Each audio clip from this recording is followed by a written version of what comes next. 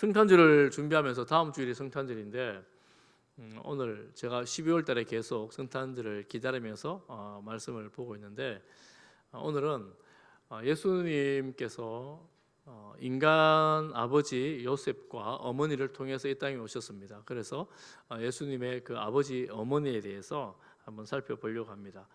성경의 순서를 보면 오늘 우리가 마태복음 본문 읽지 않았는데 마태복음이 먼저 나오고 예수님의 그 임신 수태고지라고 하는데 그게 요셉에게 먼저 말하는 것 같지만 실제로 순서로는 누가복음의 마리아 그 어머니에게 먼저 천사가 와서 말씀을 해 줍니다. 이제 오늘 그래서 그 순서대로 마리아 천사가 나타난 순서대로 마리아부터 해서 이 부모님에 대해서 한번 살펴보려고 합니다. 가브리엘 천사가 하나님의 보내심을 받아서 나사렛 갈릴리 지역의 나사렛이라는 동네에 왔습니다. 이제 이 처녀 마리아는 약혼을 했어요. 결혼식 날을 받았습니다. 마음이 얼마나 긴장되고 두근대겠습니까? 그런데 그에게 찾아옵니다.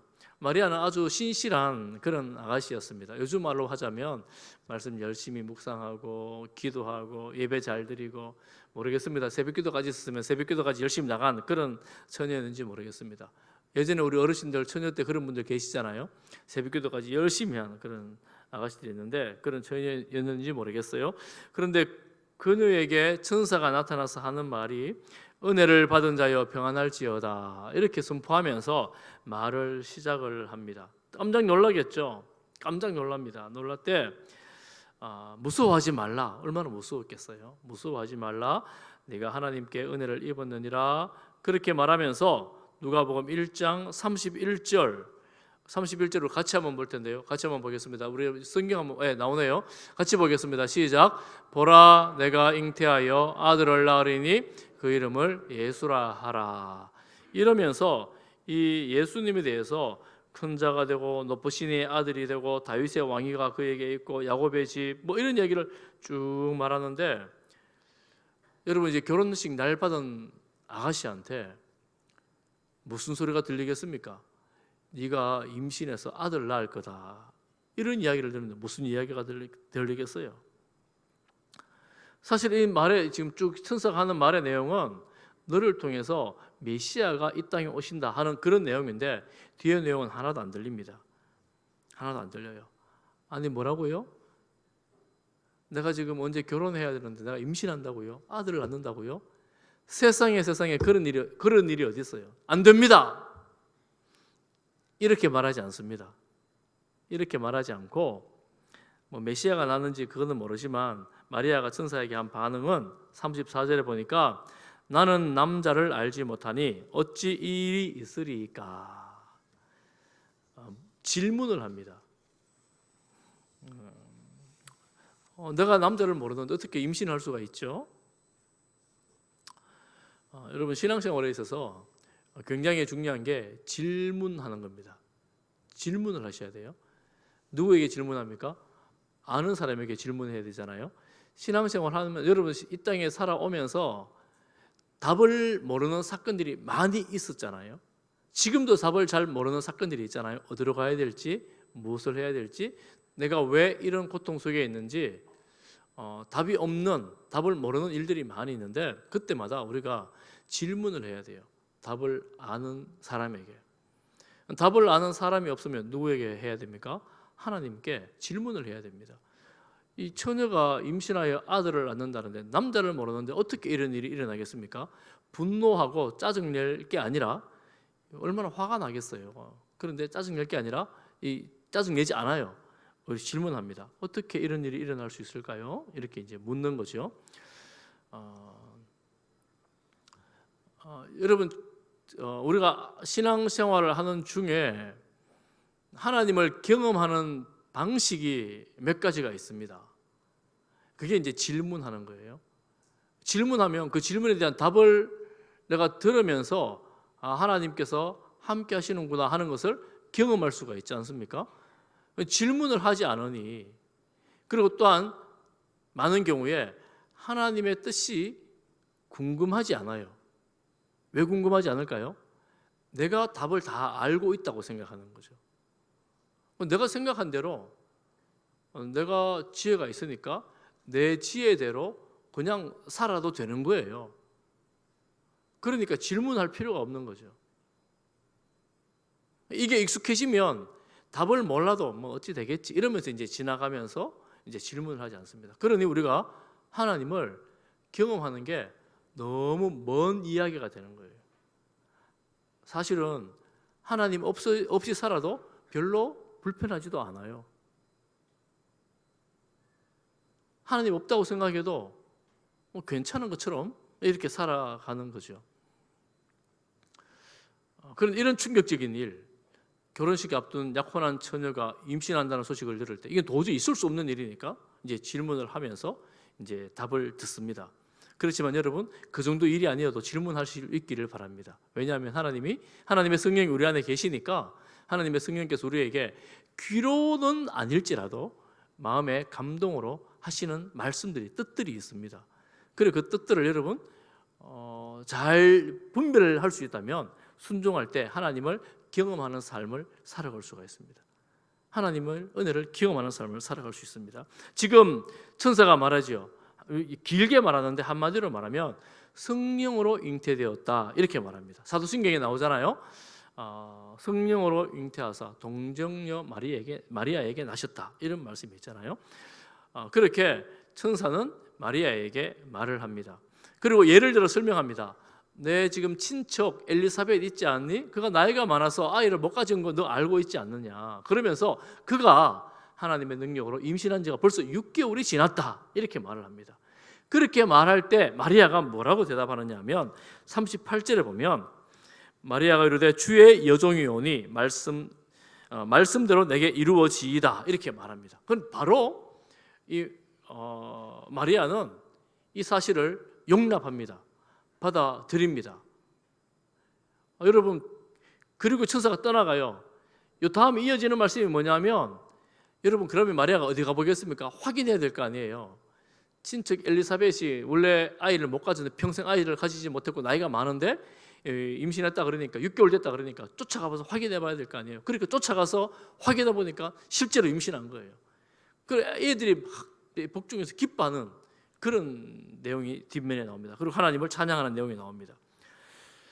여러분 사실은 쉽지 않은 그런 결단을 너무너무 단순하고 순전하게 받아들이고 인정해 버리는 마리아입니다. 여러분 우리 개신교에서는 우리 교회에서는 마리아를 약간 좀 폄하는 아니지만 약간 가볍게 보는 경향이 없지 않아 있죠.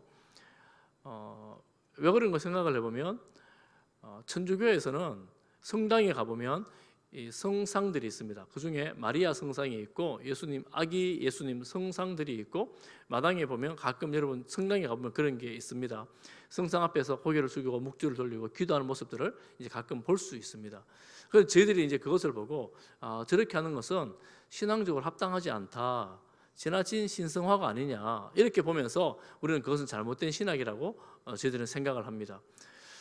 그래서 개신교에서는 그런 것들 때문인지는 모르지만 마리아는 그저 인간일 뿐인데 너무 저렇게 죽게 세우는 거 아닌가? 신성화하는 거 아닌가 하면서 생각하는 경향이 있지만 사실 생각을 좀 더 해보면요 마리아는 신성화할 필요는 없지만 본받아야 될 신앙의 모습은 맞습니다. 여러분 여인 중에서 기도하면서 아이 낳은 여인이 누가 있습니까? 한나가 있잖아요. 한나는 아이가 없어 너무 고통스러운 중에 기도했다가 하나님의 응답으로 아들 사무엘을 낳지요. 그 한나의 기도 이러면서 한나하면서 우리가 기도의 여인 한나하면서 얼마나 한나가 대단한 신앙이라고 말합니까? 그래서 여러분 마리아는 한나는 그래도 남편을 통해서 아이를 낳는데 마리아는 성령으로 잉태되어 예수님을 낳았으니 우리가 신격할 이유는 하나도 없지만 그 신앙을 본받아야 되겠다 한 이 정도의 우리가 마음은 좀 새겨야 됩니다. 그러니 마리아 보면서 폄하할 것은 아니고 그 신앙을 우리도 좀 본받으면 좋겠다 이런 마음으로 마리아를 볼 수 있기를 바랍니다. 어떤 내용입니까? 내가 별로 이해가 안 되고 내가 별로 용납이 안 되지만 하나님의 뜻이라면 아멘 하는 거지요. 아멘 하는 거지요. 여러분 할 수 있겠습니까? 내가 이해가 안 되고 용납이 안 돼요. 내가 내 지혜로는 받아들일 수가 없어요. 그런데 이게 하나님 뜻이다 이렇게 말할 때에 내 마음에 감동이 있고 하나님의 인도가 있으면 아멘 하고 그 길을 가보는 겁니다. 답은 잘 모르는데 가보는 거죠. 이게 마리아라는 거예요. 대단한 여인이지요. 놀라운 여인입니다. 남편은 어떨까요? 남편은 제가 지난주에 잠깐 살펴본 내용입니다. 요셉이라는 청년이잖아요. 요셉은 이 천사가 나타나서 뭐라고 말하느냐면 다윗의 자손 요셉아 이렇게 말합니다. 다윗의 자손 요셉아. 다윗의 자손이 어떤 사람들입니까? 제가 지난주에 말씀드린 것처럼 왕의 후손으로 언약의 후손입니다. 그래서 다윗의 왕위가 영원하리라 말씀하셨기 때문에 북이스라엘이 멸망할 때 너희들은 망해도 남유다 다윗의 왕의 후손은 망하지 않는다.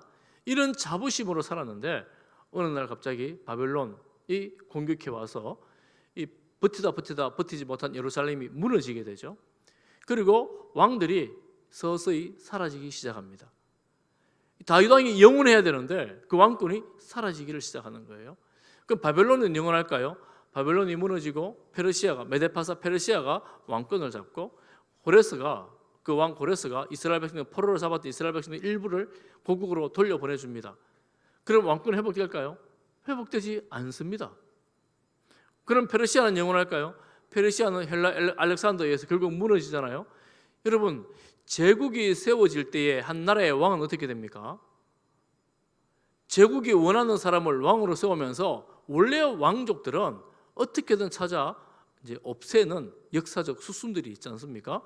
그러면 다윗 왕권은 그때부터 서서히 자취를 감추고 사라져가고 있었던 겁니다.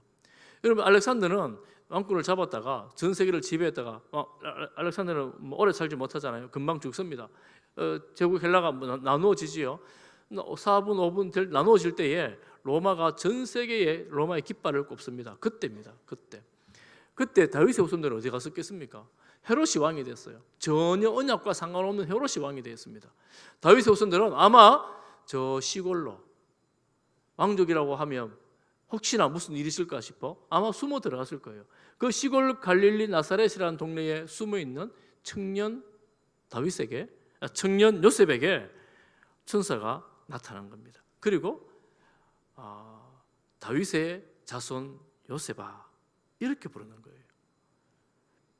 아마 요셉은 자기가 다윗의 자손이라는 자부심이 있을 거 아니에요. 우리가 어디 김씨 어디 박씨 이씨인지 다 아는 것처럼 그런 자부심이 가득했지만 드러낼 수 없는 숨어 있어야 하는 이게 자랑거리가 별로 되지 않는 그런 잊혀진 다윗의 자손 이 이름을 꿈에서 듣는 거예요. 얼마나 놀랐겠습니까? 누가 이 이야기를 들었나 두리번 살피지 않았었겠어요? 잊혀졌고 숨어 있다고 생각했던 그 이름 다윗의 자손입니다. 제가 이 말씀을 천천히 묵상하면서 마음이 두근두근 하는 거예요. 왜 그런 거 생각했더니만 우리가 오늘날 이 땅을 살아갈 때 여러분 성도들이 이 땅을 살아갈 때 어떤 마음으로 살아갑니까? 내가 교회 다녀요. 내가 예수 믿어요. 이런 사실들을 여러분 친구들에게 안 믿는 세상의 직장의 동료들에게 자신 있게 선포하고 말하고 다닙니까? 요즘 기독교인이라는 것, 교회 다닌다는 것, 예수 믿는다는 것 좀 불편한 사실이어서 그냥 모르고 적당히 지나가면 좋겠다 이런 생각 들 때가 낯선 사람 만날 때는 그런 때가 있잖아요. 그렇게 직장에서 위축돼가지고 내가 교회 가는 건 몰랐으면 좋겠다. 나는 숨어 있었으면 좋겠다. 다른 사람 아무도 몰랐으면 좋겠다. 그러는데 만약에 하나님이 어느 날 내게 조용히 찾아오셔가지고 하나님의 아들 동우가 이렇게 말하는 것처럼 들리는 거예요. 하나님의 아들 김 목사야 이렇게 말하는 것처럼 들리는 거예요. 잊혀졌고 사람들이 알지도 못하고 스스로도 그렇게 되기를 이렇게 살아가고 있는 사람들 오늘날 성도들에게 하나님의 아들 누구야 이렇게 불러주시는 것 같은 그런 느낌이 드는 거예요. 가슴이 두근두근 하더라고요. 사랑하는 성도 여러분 어떻습니까? 여러분 하나님의 아들이고 하나님의 딸들입니다. 여러분 내가 힘이 없고 연약하고 부족한 중에 살아가도 이 정체성은 변하지 않습니다. 여러분, 내가 드러내고 싶지 않을지라도 여러분들은 하나님의 아들, 딸들입니다. 여러분 이 믿음으로 이 세상에서 힘을 내시기를 바랍니다. 내가 어깨 펴고 당당히 살아가지 못하는 환경일지라도 나는 하나님의 아들이고 우리는 하나님의 딸들입니다. 이것이 얼마나 영광스러운 직분인지, 영광스러운 이름인지 이렇게 하나님께서 불러주시는 거예요. 이렇게 요셉을 불러주시는 거예요. 사실 요셉은 이미 이 소식을 들었습니다. 약혼녀 마리아가 임신해 오고 있다더라. 소문이 났어요. 로마 군인의 아이를 가졌다더라. 왜 소문이 나버렸어요?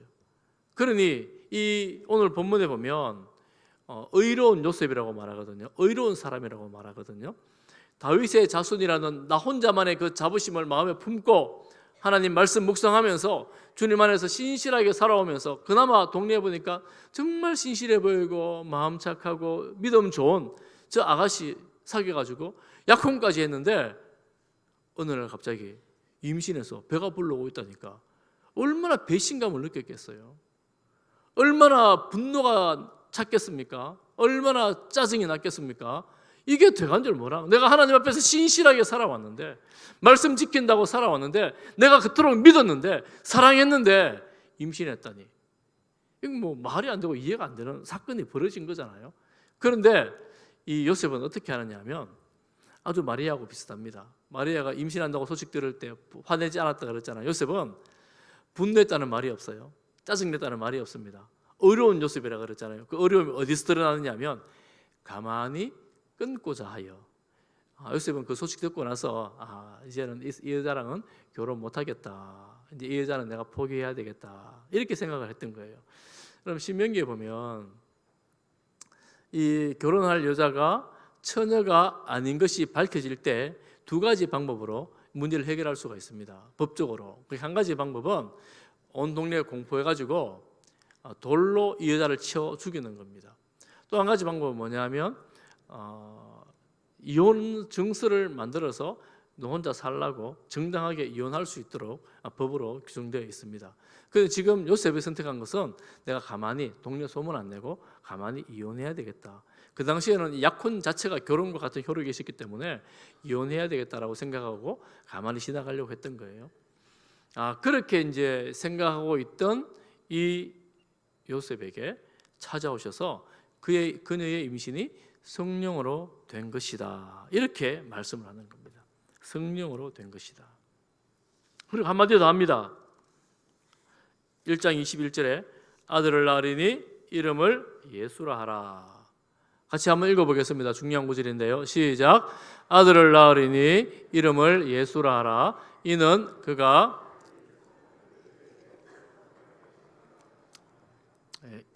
그리고 이어지는 그 23절까지의 말씀은 선지자 이사야에게 했던 말씀, 임마누엘이라는 말씀까지 예언을 그대로 인용하고 있습니다.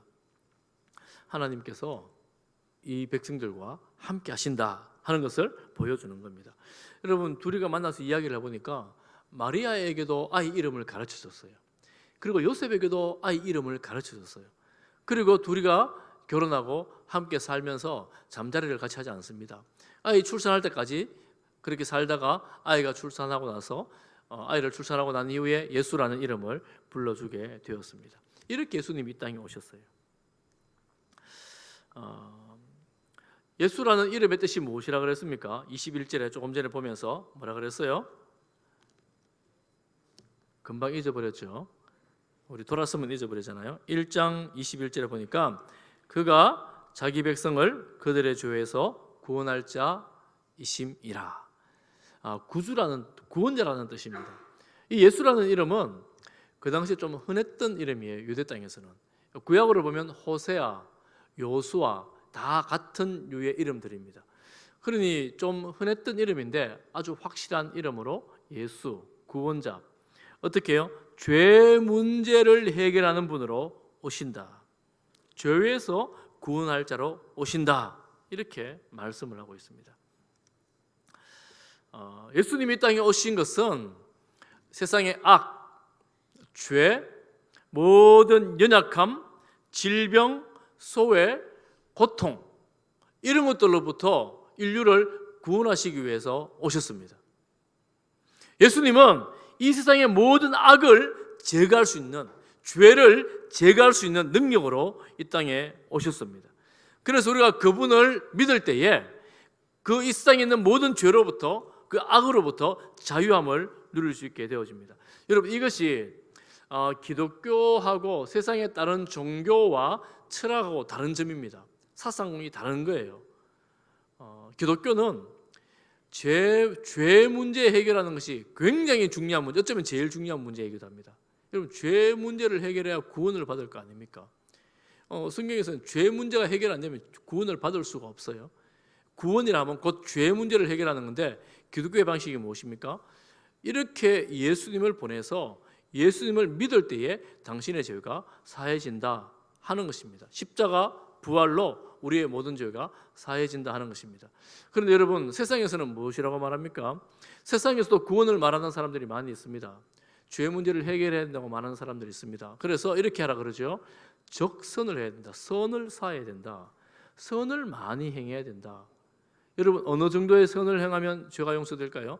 이 정도의 죄를 지었을 때에 조금 더 많이, 한 이 정도의 선을 행하면, 선을 쌓으면 그 죄가 용서가 될까요?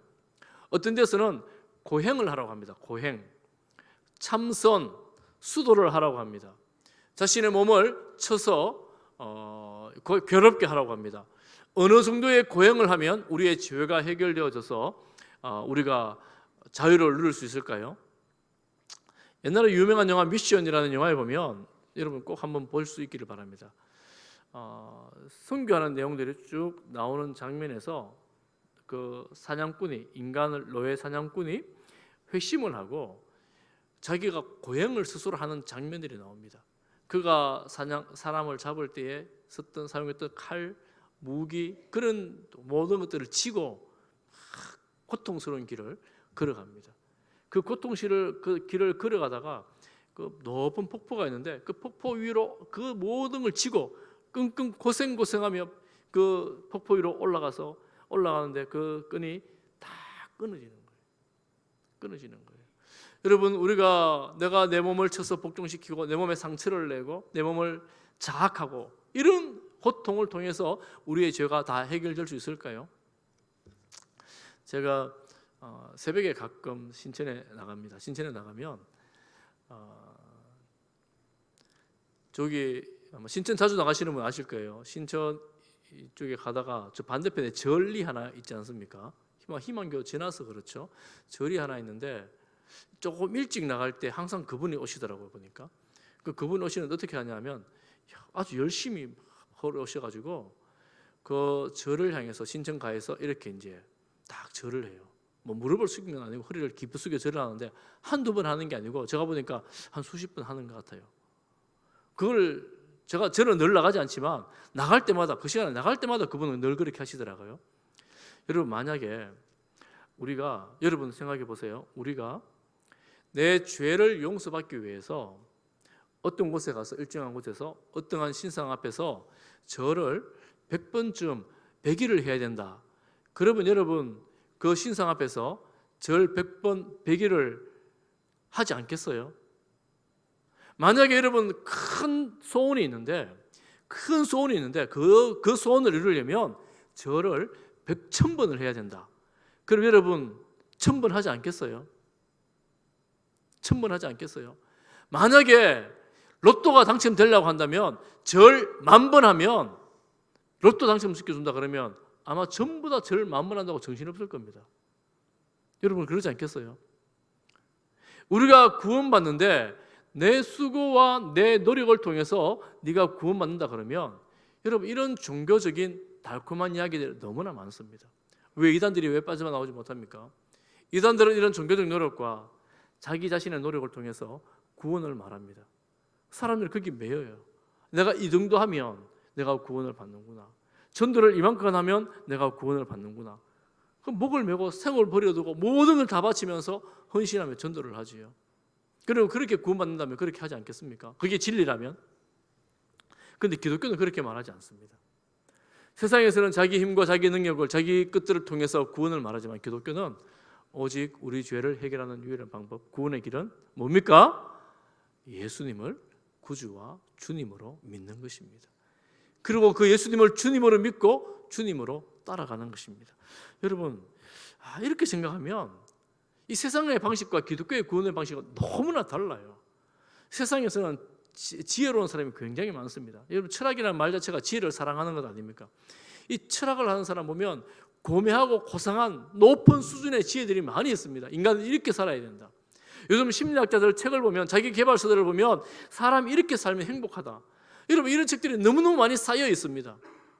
여러분, 그렇게 해서 우리가 이 땅에서의 참 행복과 참 기쁨을 영원토록 누릴 수만 있다면 얼마나 좋겠습니까? 그 지혜와 그 철학과 그 심리학 학자들의 그 논리를 따라가지 않겠어요? 그 말에 순종하지 않겠습니까? 여러분, 그런데 그게 우리는 그 길이 구원의 길이 아니라라고, 땅에서 좀 기쁨을 누리고 좀 성공할 수 있을지 몰라도 영원한 생명의 길이 아니라고 우리는 믿고, 오직 영원한 생명의 길, 구원의 길, 죄를 해결하는 길은 예수 그리스도뿐이다. 그래서 예수님만이 우리의 소망이고 참 진리고 참 길이다, 이렇게 믿습니다. 여러분, 예수님을 그렇게 믿으십니까? 우리가 이렇게 예수님을 믿는 사람들을 성도라고 말합니다. 성도들입니다. 예수님은 이것을 위해서 이 땅에 오셨어요. 죄를 해결하시기 위해서 예수라는 이름을 가지고 이 땅에 오셨습니다. 여러분, 그러면 이 너무나 세상적이지 않는 방식, 그거 믿는다고 어떻게 죄가 해결되겠냐고요. 너무나 세상적이지 않는, 이해하기 힘든 방식으로 이 땅에 오신 거예요. 우리를 구원하시기 위해서 죄를 용서하시는 거예요. 그렇게 구원하시는 겁니다. 그래 믿는 것이, 여러분, 예수님 이렇게 믿는 것이 기적입니다. 오늘 여러분 예수님 믿으니까 예배드리러 오신 거잖아요. 여러분, 기적 중에 기적을 지금 행하시고 있는 거고, 이 믿음을, 그 기적 같은 믿음을 가지고 있는 겁니다. 그래서 여러분, 이 믿음 가진 것 자체가 너무너무 감사하고 놀라운 것입니다. 밖에 나가서 여러분 이 믿음을 이야기해 보세요. 뭐라 그러겠습니까? 말할 자신 있으세요? 예수님 믿어야 죄 용서 받는다, 말할 자신 있으세요? 한번 해보세요. 안 믿는 사람에게 뭐라고 그러겠어요? 그런데 들리는 사람은 들려요. 이 이야기가 믿게 됩니다. 구원을 받아요. 그래서 우리가 이 자리에 있게 된 거잖아요. 놀라운 소식이죠. 하나님께서 이런 놀라운 구원의 소식을 전하시기 위해서 예수님을 이 땅에 보내시잖아요. 실체로서 보내시는데, 이 사건을 이해하고 믿을 수 있는 사람을 찾아보니까 너무 단순하고 믿으면 그만인데, 안 믿으면 도저히 이해도 안 되고 용납할 수도 없는 이 사건인데, 찾아보니까 하나 있는 거예요. 어디예요? 저 촌마을에 청년이 마침 신실하게 신앙생활 잘하는 그 아가씨하고 결혼을 준비하고, 약혼하고 결혼 준비하고 있는 거예요. 그런데 이 두 사람을 찾아가서 천사들이 말하니까 성령으로 잉태됐다는데 믿어버리는 거예요. 남자에게 총각에게 나타나서 네 아내 될 그 여자가, 네 아내가 성령으로 잉태된 거야. 그러니까 믿어버리는 거예요. 여러분, 그러면 요셉과 마리아가 요즘 말로 좀 모자라고 부족한 사람 같이 보이지 않습니까? 어떻게 믿겠어요, 그 사실을? 말도 안 되는 사실을. 어쩌면 좀 좋은 말로 하면 너무 순진하고 순수한 믿음을 가졌던 것일까요? 이렇게 말한다면 하나님은 정말 순수하고 순전한 믿음을 가진 그들을 찾으셨던 거예요. 그들을 통하여 아들 예수 그리스도를 이 땅에 기적으로 보내주셨습니다. 우리는 그 기적을 믿는, 기적을 체험하는 그런 사람들입니다. 그렇게 생각해 볼 때에, 정말 이 부부가 이 사실을 믿었다는 것이 정말 놀라운 사실이고, 있을 수 없는 사실이고, 오늘 우리가 예수 그리스도를 나의 구주와 주님으로 믿는다는 건 역시도 정말 놀라운 기적 중에 기적이고, 이것이 뭐예요? 하나님의 은혜입니다. 하나님께서 우리 마음에 그런 감동을 주시잖아요. 믿음이라는 감동을 주시잖아요. 믿게 하시잖아요. 그리고 그 믿음을 우리가 용납하여 받아들이는 거잖아요. 받아들일 수 있는 마음을 우리에게 주신 거잖아요. 그런데 얼마나 놀라운 선물을 받은 겁니까?